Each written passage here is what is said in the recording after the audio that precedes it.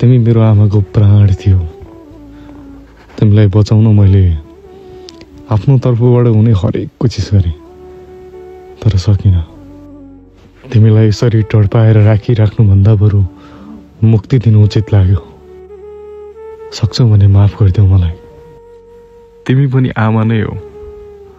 आँखा लागिमा दुवै आँखा गुमाउँदा, न खान सक्ने न पानी पिउन सक्ने अवस्थामा पुग्दा, शरीरको बाहिरी बनावट पुरै गुमाउँदा पनि तिमी बच्चाको लागि बाँचेको थियौ भन्ने कुरा छर्लङ्ग हुन्छ।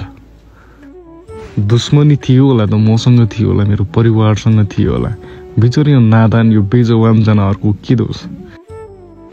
कृपया साथीभाइ, आफन्त, इष्टमित्र, मान सम्मानको लागि भनेर अपराधीलाई बचाउने प्रयास नगर्नुहोस्।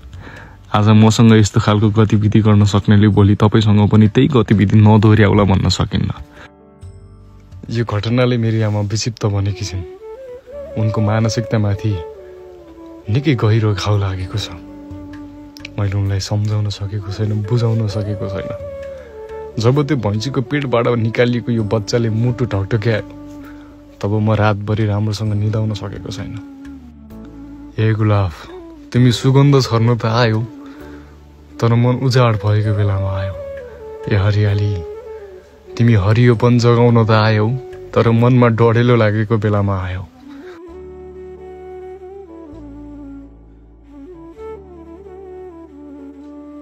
कुनै समय काली भनेर बोलाउँदा दौडेर नजिकाउने त्यो भैँसी आज आफ्नै आँखा अगाडि यसरी टाढा जाँदा मन सम्हाल्न सकिरहेको छैन। मन भारी भएको छ। मेरो मेन्टल्ली प्रेसर यति हाई भएको छ कि कुरै नगर्नु। यसरी तिमीलाई आफ्नै हातले अन्तिम संस्कार गर्नु सजिलो त थिएन, तर पनि परिस्थितिसँग जुझ्दाखेरि मन दोहोरो बनाएर तिमीलाई बिदाई गरे। हार्दिक श्रद्धाञ्जली काली, मिठो सम्झना। तिमीले मेरो लागि दिएको यो बलिदान यसै खेर त जानेवाला छैन। म त्यसलाई यसै छोड्नेवाला पनि छैन। निर्धक्क हुनु।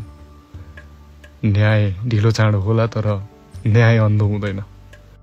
जसको लागि तिमी बाँचिरहेको थियौ, जसको लागि तिमी सास लिइरहेको थियौ, उसलाई मैले तिम्रै काखमा राखिदिएको छु।